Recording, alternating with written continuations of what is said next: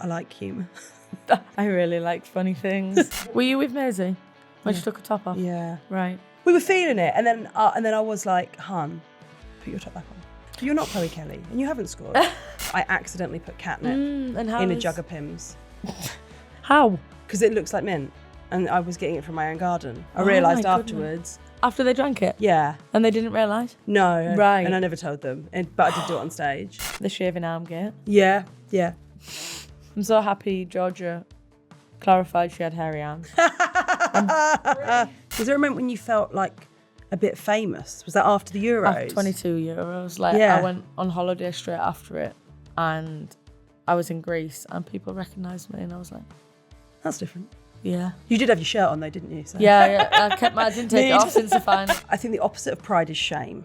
And I think many people that grew up in my generation or previously would have grown up under Section 28, growing up in a world where, talking about what I was, it was illegal. When you grow up with that sort of noise, shame became a very integral part of who I am. I was very ashamed of my sexuality when I was growing up. I really hated that I was gay. I really didn't want to be gay. For me, pride is about the ownership now of who I am. I should have just played football. You should have. That's where you went wrong. I went tap dancing instead. Plenty of them there. Yeah, I mean, there were no Leslie Tappers. I couldn't find them. Leslie Tappers, you know. No, to be fair. Leslie Tappers sounds like a drag queen.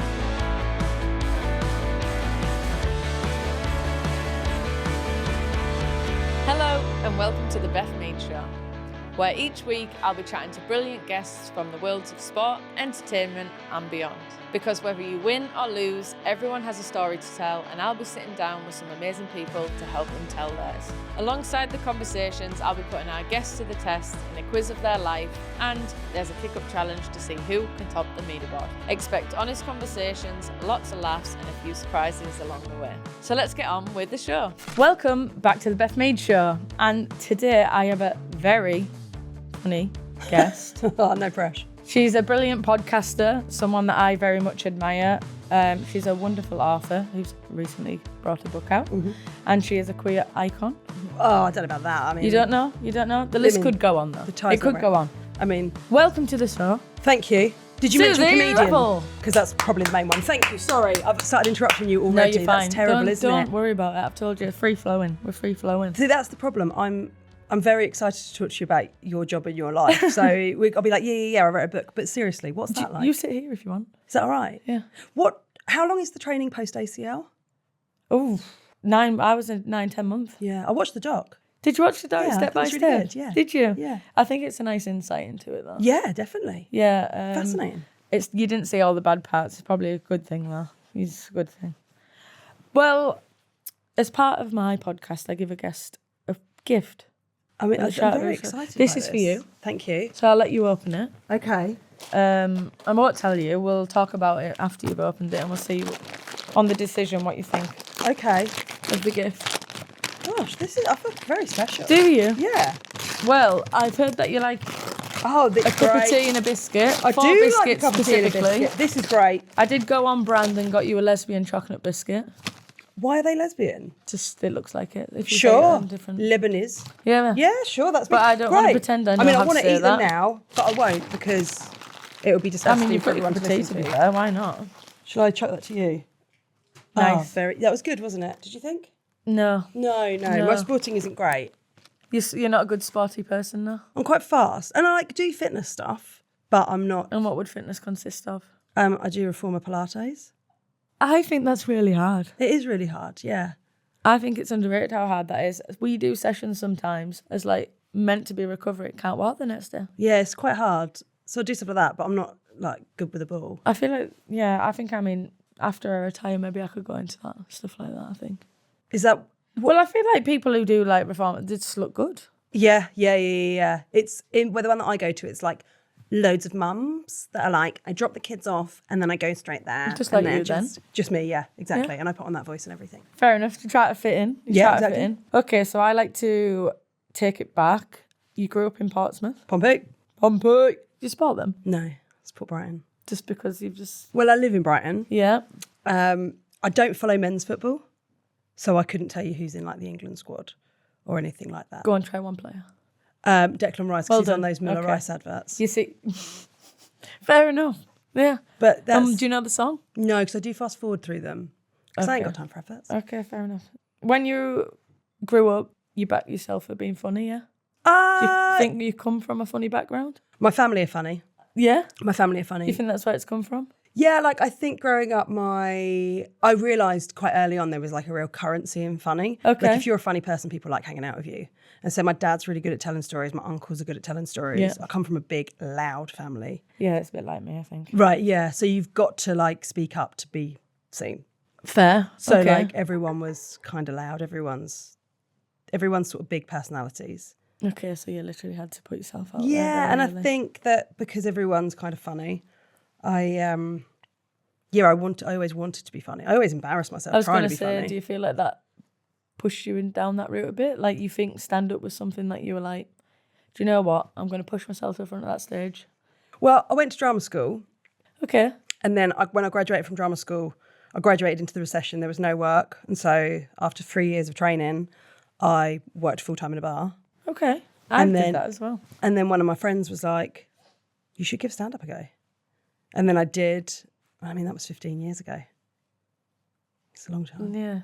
It's a long time. And so, but then as soon as I did it, it sort of all made sense. Like when I was growing up, like the shows that I was obsessed by were like French and Saunders. The first comedian I went to see was Lee Evans. He's now the comedian that I'm likened to the most in any sort of press because I'm really physical.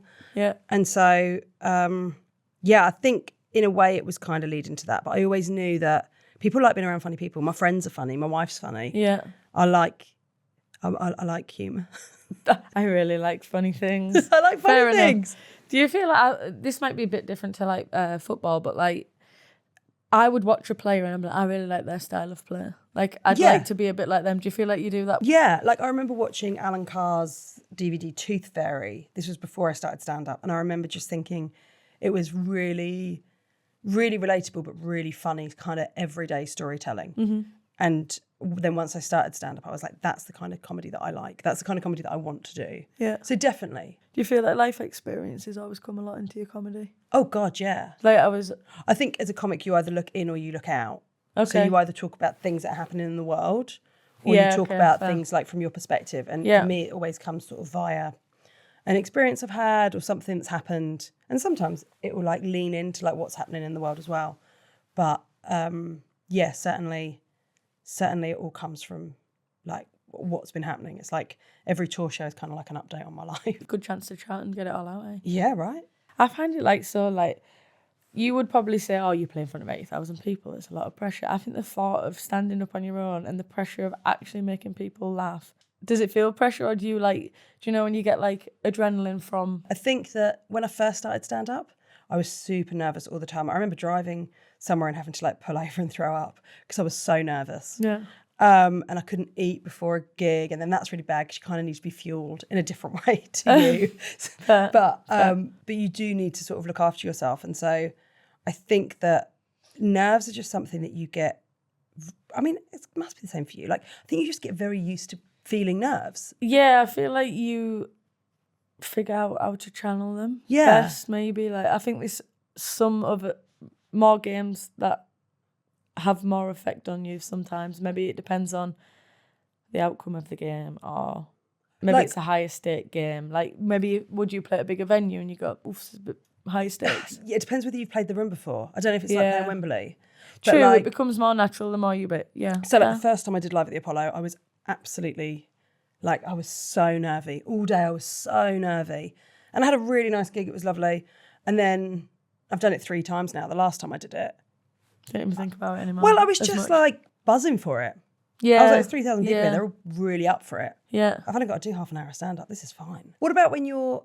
Okay, so I was at the final of the Euros in Switzerland. Switzerland, yeah. Yeah. Were you with Maisie when she took her top off? Yeah. Right. And how did you feel in that moment? I mean, we were kind of jumping. You were feeling it. We were feeling it. And then I was like, hun, put your top back on. You're embarrassed. But like, I love you, but like, yeah. And I get it, but you're not Chloe Kelly and you haven't scored. And you're just scoring a final. You know, this is just, you're just in the crowd and you're going to It was one of my favourite moments, to be fair, looking up and just seeing that. I thought, you know what? Do you know what? Core memory. But Yeah, get it right in there. What are you like on that day if we're talking about nerves? Yeah. So say you wake up in the morning. What's your morning? Obviously, you're with all the girls. Yeah. What does that look like? To be fair, like, when we've done it for so long, you have such a schedule that you set into. Like, if it's a later game, you'll get up a bit later. Breakfast, fuel, meeting, walk and talk we do. Then you have your rest What's of your day. What's a walk and talk? Walk and talk, so you literally go for a walk and you talk. With? Teammates. But the whole group go. Right. Staff and players, so you have your free time to do whatever, but this time is like slotted for everybody to go together. Right. So if you ever see videos of us all walking in a big group, it's normally the walk and talk time.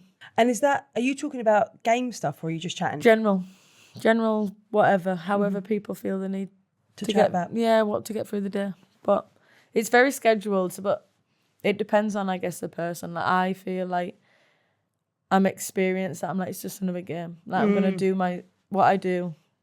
I mean, how you like would before a gig, no? Like, you have your stages of doing things. I shot my show on Tuesday for a special, and that's the exact, and like all day I was just like, it's just a tour show, I've done this show 50, 60 times. Yeah. Like, it's just another tour show, but you can't have it. There's a part of you that's like, but this one's being recorded. Yeah, true. Yeah. Have you ever had, I mean, like, I would go to a game and I'm like, oh, I've had the worst game ever today. Oh, yeah, of course. Do you feel like you have that a lot, or do you have like a moment where you're like, that was a bad gig?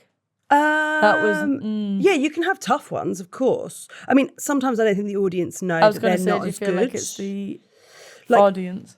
I don't know. It's not me, I'm not the problem. Well, I kind of hate it when comics do that, because I think, like, you've just got that audience and you have to make it work somehow. But of course you have gigs where you go, oh, I'm not on my game today. Yeah. And then you have other gigs where you're like, oh, I'm sailing through this. Like, whatever happens, I can be funny in this moment. Yeah.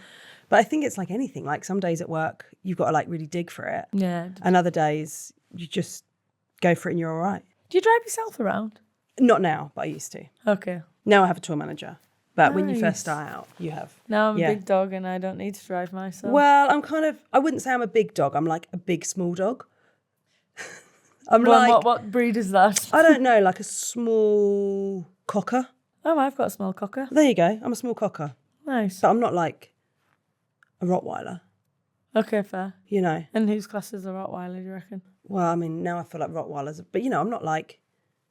I'm not like... You know what I mean. Stop it. No, fair enough. It's a nice breed of dog, though, a small cocker. Yeah, what's yours called? Miley. A lot of walking, though, cocker, no? She's got a lot of energy. Yeah, because I've got to whip it. Oh, wow, they're quick. So quick, but so lazy. Really? Yes, I took her out this morning. She met another whippet. Ideal. They run around in circles for a while. Yeah. Took her home. She got back in her bed. She was still asleep when I left. 3 hours later. Well, they've just not got much stamina. They're just lazy girls. Right. Well, mine's a lazy girl. Mine isn't, but to be fair, she does settle in the house. When I'm in the house, she'll sleep, but... She's just nuts. One noise, up, bang. Yeah, mine doesn't really bark either. Like, when I come in late from a gig, she's like, all right, hon.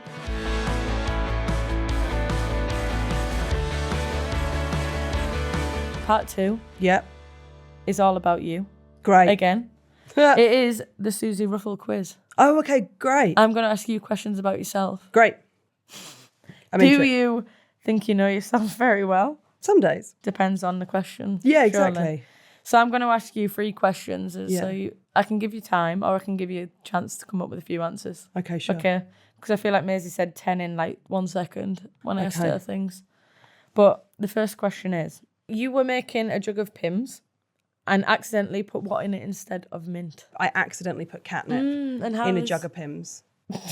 How? Because it looks like mint, and I was getting it from my own garden. Catnip looks like mint. Yeah. Does it? Yeah. And so I put it in there, and then I realised afterwards. After they drank it? Yeah. And they didn't realise? No. Right. And I never told them, but I did do it on stage. Because it can, like... It can I didn't want to tell them, but I've told them in front of thousands of people. Yeah, Nice. I've told thousands of people, but I haven't told them. Maybe they don't know it was them. Maybe they don't. You've never spoke about it? No. Okay. You were born on the 18th of January. Yep. Correct. But what day of the week were you born on? Oh. I don't think I'd know this for myself if I got asked this question. Wait a second. God, you've got to do maths to work this out. I would never get that. Well, if I work out... If You'd have to do it by the week, wouldn't you? By 7. But then what about leap years? I don't know. Right. I don't know. You've got a 1 in 7 chance. Yeah, I think Saturday. Oh my God, it is. There you go. Why did you pretend you didn't know that? You knew that. I was thinking it was Friday or Saturday, but I'm Saturday, yeah. Saturday's child is. I wonder what mine is. I want to know now. Third question. Yeah, go for it. You could get a full house here. Yeah, that's exciting. You were from Portsmouth. Yep. But in what year was their women's football team officially formed? 2007 or something like that? Is it not? Is it like 80s or 90s? No, is it much later? Earlier? Is that the right way to say it? Yeah, earlier. When? Officially, Yeah. it's 1916. What? Unofficially, it's 1914. They were one of the many women's teams who played during the First World War. My God, I did not know that. I'm so sorry to the people of Portsmouth and to the women that played for them. They're probably all dead now, but I'm sorry. Well, 1 out of... No, 2. 2 out. No, you did. You got your head. Sorry. I mean, I don't know how you were going to guess that one, to be fair. No, but it would have been amazing. But it's a nice one to know. Yeah, now, good, isn't it? So you do a couple of podcasts. I do indeed. Big Kick Energy. Yep, of course. With Maisie. With Maisie, celebrating the growth of the women's game. Maisie didn't fancy turning up that day. No, Maisie didn't turn up. And I interviewed you when you were in some sort of... I was in a changing room. Yeah, which felt very that makes sense. Yeah. Makes sense. I did see a video rinsing her on the shaving arm gate. Yeah, yeah. Yeah, that was very funny. Thank you for joining in. No worries. worries. I appreciate it. I'm so happy Georgia clarified she had hairy arms. I'm pretty sure I didn't get my arms shaved, but Georgia told me I had to say that because tattooists are meant to shave every limb. Every limb? What, even any limb. Okay, I was going to say. Any part of the body. It's not like they tattoo in. Yeah. Apparently so. I'm not a tattoo expert though. Where's your tattoo? I've got one here, one on the back of the arm, one here, and do I have another one on the back of this arm? Yeah. That's a home. I've got a home with the Champions League crest over it. That's cool. It can be like different things, really. I've actually just thought it could be a Wembley arch. Could be the Champions League. We brought it home, Wembley. You did? Oh did all those things. It's impressive. Opportunities are endless. Georgia, come up with some new ideas. No, but I love the podcast. Love the energy of the podcast. It's super fun. We love doing it. When did you start it? We started it. So we started it because I didn't know anything about football. I don't know if you know that. Yeah. Yes. So I watched the first Euros that you won. 2, yeah. Yeah. And loved it. Yeah. But didn't really know anything about anything domestically. Didn't know a lot about football. I played football when I was growing up for fun. Yeah. But it was never something that I was really into. No. And then as the World Cup was coming up, Maisie became convinced that there was a football fan inside of me. And so she said, over the course of the World Cup, I'm going to try and make you a football fan. But so I didn't know anything. I didn't know when it was a free kick, when it would be a penalty, when it would be... Oh, wow, you really started from scratch. I didn't know when's it a corner, when's it a goal kick, all that stuff. If no one tells you, you just don't know. No, fair. And so that was sort of the point of the podcast, is that we thought lots of people are getting into football now and they're new fans and they're proper fans. Yeah, no. But they're they didn't know that this world was for them. And they're learning on the go, literally. Yeah, and so we wanted to create a space where it was I can ask all the stupid questions, and I've got a really good friend who wants me to be a fan. She's not mocking me. She's like, that's okay if you don't know. People don't know about stand-up. I know, you just know about what you're into. And so, yeah, we started it so that would have been what, 23? 23. Yeah. What do you think, what part of it do you think helped you fall in love with the women's side of the game? Is there something that when you were watching it, or... I think just the thrill of feeling like you're part of something. Yeah. The fandom of it, which I didn't have. I didn't know that I wanted a new hobby. Yeah, okay. I mean, that's I didn't know that I wanted that. And I obviously love watching the game, but just feeling like you're part of it, feeling like you know. Yeah, feeling like the Warzone, it's a community, eh? It is, but but I mean as well, it was very exciting to learn about. So to begin with, it was learning about the England team. So where do these players play? Oh, and why does Serena do this? And what? Okay, and why are we going to look at a formation like that? And what does a high press mean? And how do you play differently? Wow, you really have come a long way. But yeah, so I just got quite geeky about it, in that I thought, oh, this is really fun. And this was always for me. But I remember going to see Pompey when I was really young. 16, yeah. Yeah. Right there, yeah. Yeah. Listen, I told you I just turned 40. I don't need anything else. Sorry. But I I remember going to see Pompey Men's, and I remember hearing so much homophobia in the crowd, and this was long before I came out. And I remember thinking, this place isn't for me. And so I just like kind of shut, and I didn't know anything about women's football, but I was just like, football's not for me. It felt like a really threatening place where I couldn't be. And so I just sort of, it just turned me off to football. And so then I just got, like super into it, really into like, I love going to watch it live. I love the theatre of it all. When you all come out, the drama, if it's a big game, the fireworks, it feels really thrilling to feel like you're part of this group that are all behind this group of women. It just feels very, I just love it. Yeah, it's a good support system. Like there's a good... Yeah, and I love the game. And it's giving back as well. Like there's both sides of it, Yeah, and it's high drama, isn't it? It's high drama. It feels... is high drama. It comes with a lot. Yeah, it does come with a lot. It feels dramatic and it feels... and like and now I sort of love the game, and I've learnt lots from Maisie, and then just from watching lots of football of how different teams play and what that means and why they do fancy footwork and why they do it's just we've all got our own styles, but it comes from very different. I mean, that's the nice thing about watching England. Like we've all come from different. I mean, actually, most clubs they all come from different walks and learnt football differently and. Your style. I actually don't know if I would sit and say, like my style of play. I don't know where I specifically developed it from.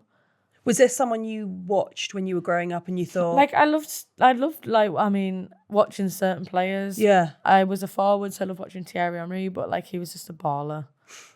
I'd love to be able to play like Thierry Henry. I don't know, like I feel like you just pick up things. Like now I'm a little bit older, I feel like I appreciate where players position off the ball and how it looks like when they're on the ball and how they manipulate the body and how they get into certain areas. Like you talk about like Mo Salah when he was like in his prime and he's like coming inside and scoring and everyone knows he wants to come inside, but how does he do it so well? Like, I don't know,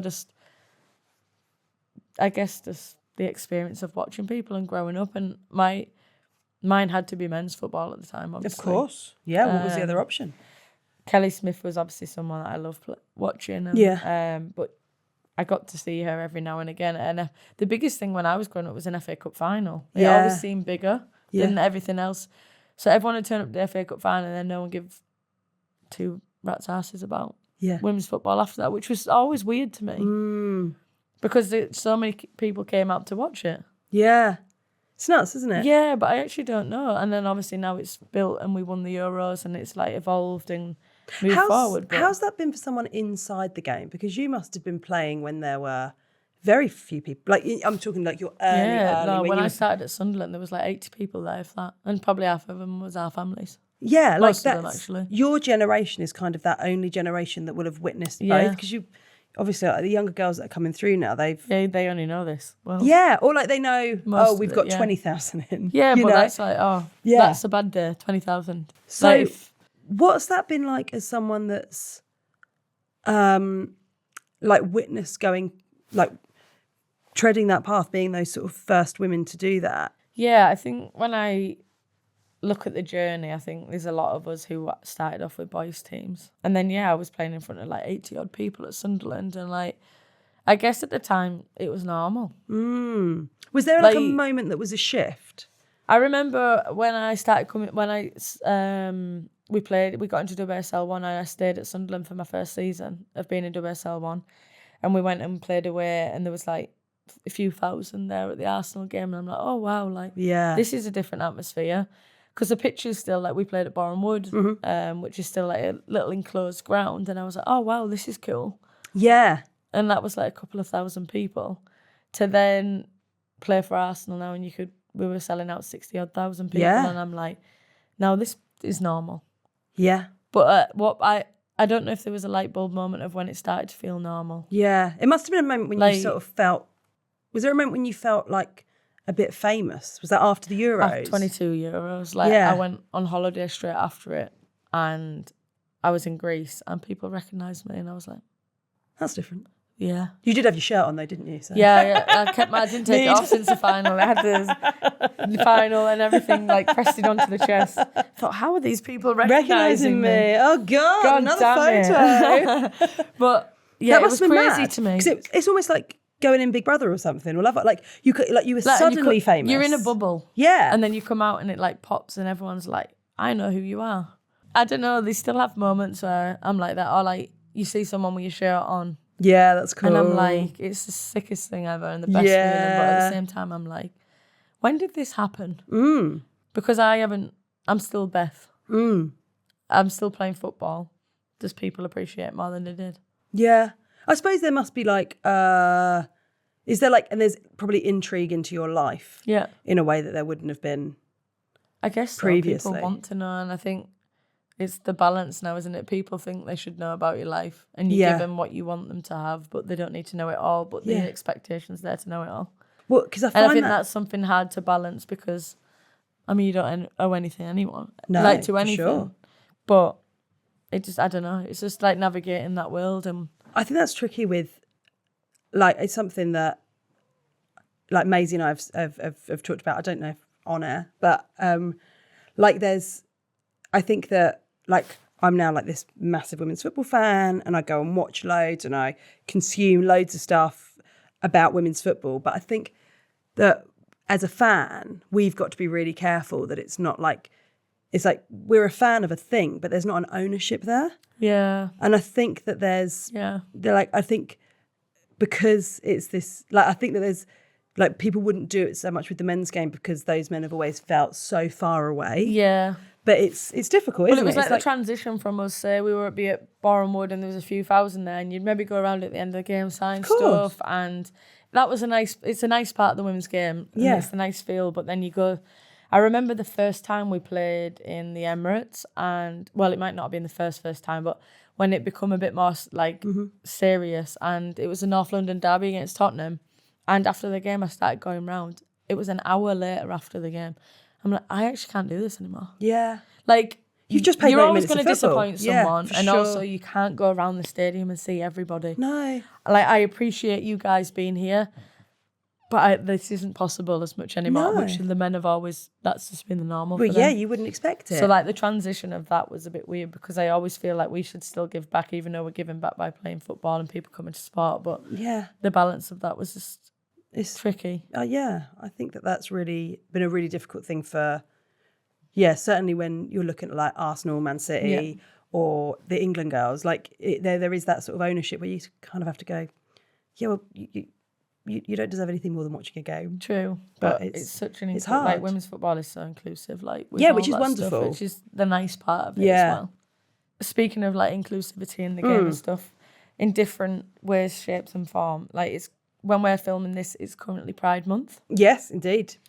I guess you being a very queer icon, your thoughts on, I know it feels weird for you to say, but you are. I don't know, but okay. You are. What Pride, like, what it means to you? Brighton Pride in Brighton will mean for me, me and my wife and our 4 best friends all being at my house. My daughter going to grandma's and us going out and having a great time. Nice. I think the opposite of pride is shame.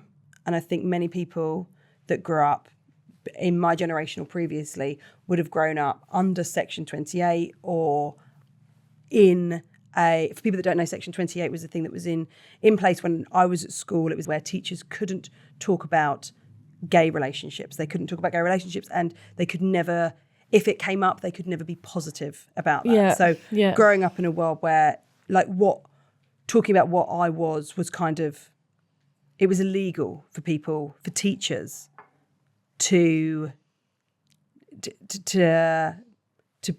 be accepting of who I knew I was.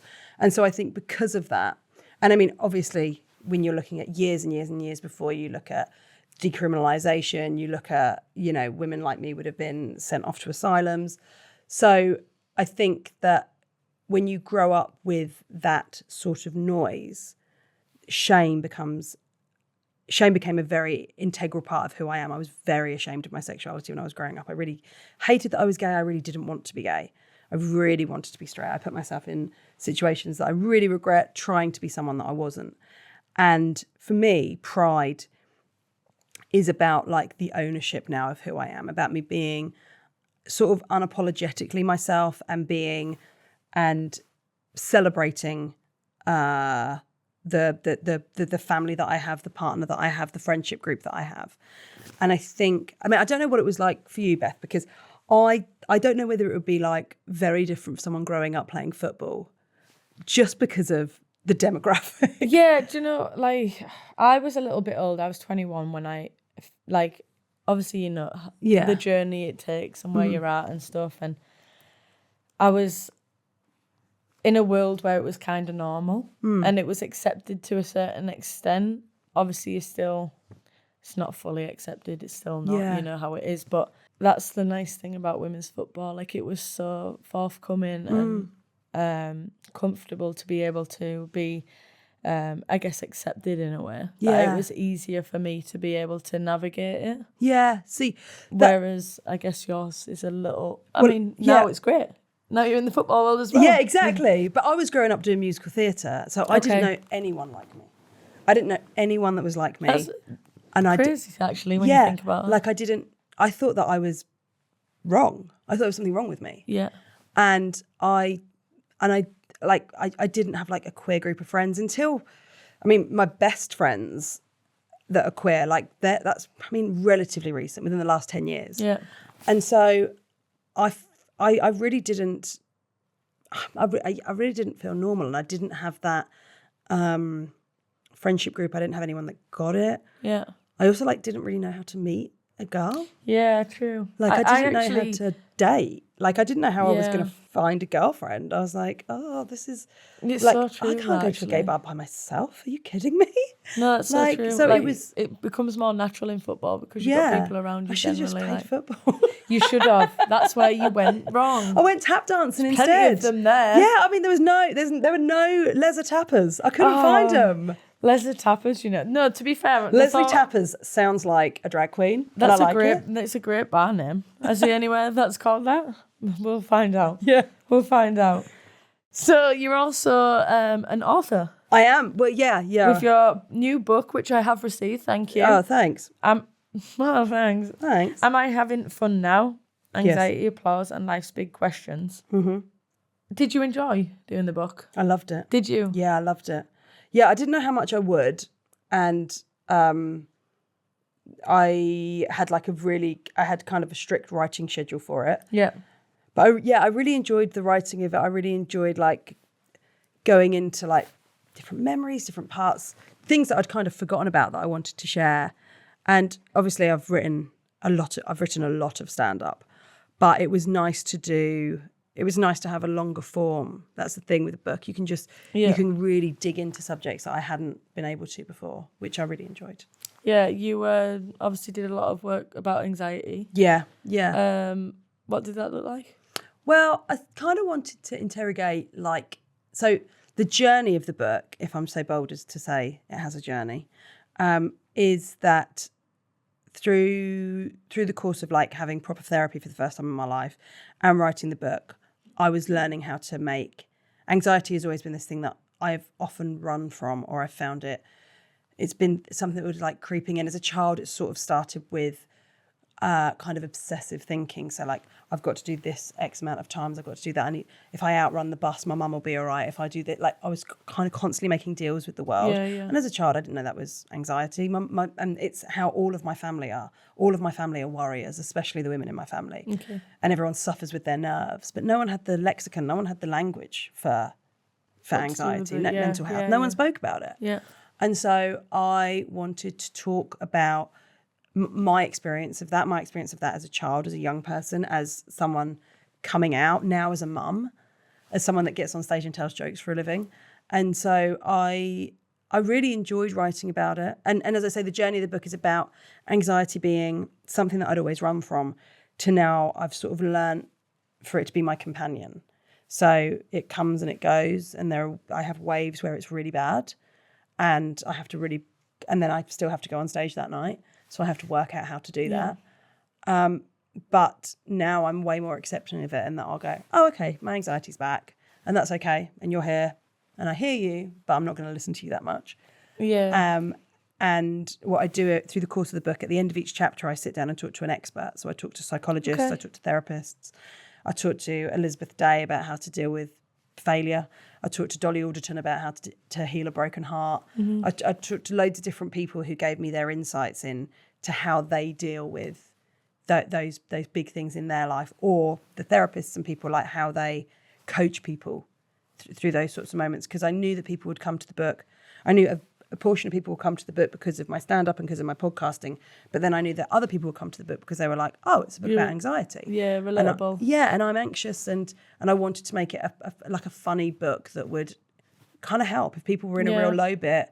There's like genuine tips. I put a playlist in that I listen to when I need a lift, and things like that, because I think that those genuine tips can sometimes be the difference between a good and a bad day. I think it's the but like what you've been older, younger. Like I'm someone who has probably got a bit older and developed a lot more anxiety, and I've found it really hard to navigate at times, because I've always been known as like someone who's bubbly and walks in the room, and I love making other people laugh, and that gives me, like warmth of, oh, well, that makes me feel good. But like there isn't a handbook per se to how to deal with it, or what it looks like, or how you digest it at the time, and how you try and navigate it. And I think I'm a person that is very happy that you've brought something like that out, because you can sit and speak about it, whether it's your mental health or your anxiety or whatever it may look like, but how to actually go about it sometimes very different, and it depends how you understand it and what it looks like. Yeah, and I think that was part of it for me, because I didn't understand it for a long time. And I think when you try and run from a feeling, like, it will always outrun you. It doesn't matter how fast you are, but I was just constantly putting like a plaster on it rather than actually like dealing with it. Yeah. And so don't get me wrong, I've not fixed anxiety. Like I still get anxious. I've still got my brain. I'm still an overthinker. I'm still someone that, will sometimes wake up in the middle of the night with a worry. But I've definitely got better at recognizing what it is, recognizing when it's, when it's obsessive thinking rather than something that I genuinely need to think about. Yeah. And so it was a really lovely experience actually writing the book, and it felt very cathartic in a way, and it felt good to be really honest about those things. Yeah. I wanted to be able to be really honest about those experiences and make it funny and make it heartfelt, and try to, my hope was that someone would read it and think, oh, you're the same as me, and that makes me feel better. I think that was the reward I got from writing my book, and obviously mine was more of an autobiography, but the amount of people that related to it and were like, it's not just me, it's okay. Like, it doesn't matter at what point you could address it, but if you know you're not alone. For sure. And other people feel the same. And like, I'm someone who, I'm very good at talking. I speak to my people, I get it out, and how I feel, and that makes me feel better. And until I turned 30, I didn't ever use a psychologist. And I've been in the world of football for a long time and had the opportunity. You would never use them? Never used one till I got to 30. What, because you just thought, I'm fine? I think I've been someone who has processed a lot of things well. Yeah. But I thought, which is easy to say, and I think I dealt with things, but when I look back on a lot of things, did I deal with them or did I put them somewhere else? So when I've delved into stuff, so like, my mum passed away 3 years ago, and it was hard, but I thought I dealt with it in a good way. But there's still things that you like, do you know what? That's not maybe quite right for me, and this is why I feel this certain way. And I guess I don't know what my problem at the time with psychologists were, and I didn't want to, and I felt that I just trusted my people. And you've got to be in a place to receive it, I think, as well. Like, I think you can go to therapy at the wrong point, or if it doesn't feel right, or if you don't have the right therapist. Yeah, then it's not gonna work, or you're not gonna take it in properly. I've been skeptical, so I think that was always my issue until actually I was like, do you know what, this is a bit much. I do need something else. Even when it comes to things like how to like hold your nerve with games and stuff, you'd never use a psychologist. No. We've done like culture and psychologist sessions as groups, as the team and stuff like that. Yeah. Never sat down directly one-to-one with someone about it. Wow. Crazy, I find that really surprising. I feel like I've been someone that I always just thought I'd figured it out. Yeah. But maybe you had until... Maybe I did until I didn't. Yeah, exactly. And that's fine as well. It's okay. Yeah. It is okay. Okay, we need to stop being deep now. I've had enough of that. You work hard and you do a lot of different things. Sure. But what do you do to recharge? What it looks like for you? Chasing whippets. Reading books. Yeah. Love reading a book. Nice. Sitting next to my wife on the sofa. Nice. And... any series? Do you watch a series? Oh, yeah. At the moment we're watching The Pit. Have you watched that? Steph Catley told me about it. It's a medical drama. Medical, yeah. Is it a bit like Grey's Anatomy style? Yeah. Did you like Grey's? I did. Roller coaster though. Yeah. Gets me every time. Yeah. 007. Yeah. It's if you like a medical drama, you'll like it. So we're watching that at the minute, but we've always got something on. Okay. We've always got. She has her shows that she watches when I'm away. Yeah. So once you watch separately. We've got to be able to do that. No, true. I'm a bit like that. I'm like, I know you're not going to like this. So I'm just going to do. I'm just going to watch this on my own. And so spending time with my friends. I think that's something that I've realised as I've got older. In that I think when you have a job, like comedy was like, and it still is in many ways, but like my life, and like you travel all over the country, sometimes globally. You get to travel, which is amazing. Yeah. Everything was about making that next step on the comedy ladder. What was I going to do next? Constantly writing more material, trying to work out how to be funnier. And I was kind of obsessed with it, which was great. Yeah. It was brilliant. And it certainly got me to the level that I wanted to get to. Mm-hmm. But now I've got a bit older, I really appreciate the time with my friends is both. Just You're so So nourishing. much that it's nice to have the other side. Yeah. It's so nourishing spending time with my friends. Obviously, spending time with, I've got a 6-year-old and she's awesome. And and being with her is, that's really... What's she into? You wouldn't believe how I've tried to get her into football. She's got absolutely no interest. No. And do you know what? She can kick a ball in a straight line. Hey, you were a late bloomer in football. That's true. But yeah, Project Lioness is not happening. No. Project Bon Matti, not happening. Damn. We'll work on it. Yeah. Have you took her to a game? Yeah. She likes Arsenal because every time you score, you play Freed from Desire. She's like... It's a tune, to be fair. Yeah, it's a tune, but that's the only thing she likes about it. She's like, Yeah. It's great fun.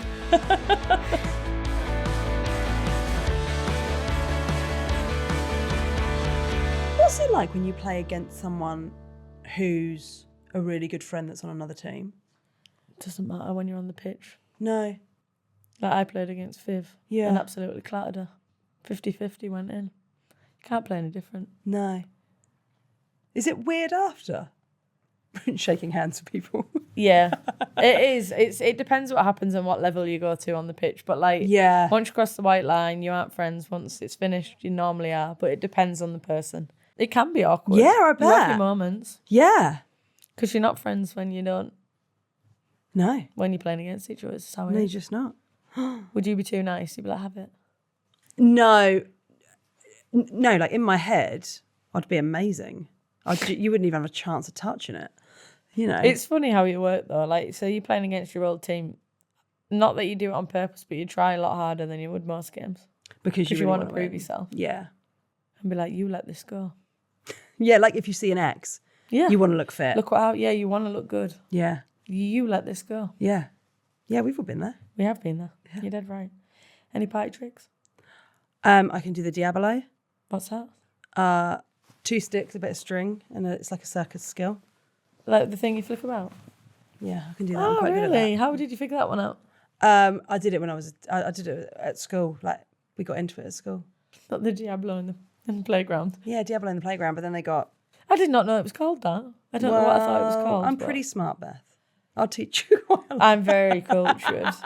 When it comes to circus skills, I guess I know my stuff. Fair enough. And I can tap dance, but I don't think that's a party trick. I mean, it's an impressive trick. I can't tap dance. No, I mean, there was a period when I was working out, when I was about 12, I had to decide whether I wanted to play in a local football team or tap dance. You went for tap, yeah? I had to decide which lesbian I was going to be, and it's showbiz. And she went for the tap. Showbiz. Fair enough. Musical, theatre, the lot. Yeah. Were you in a musical?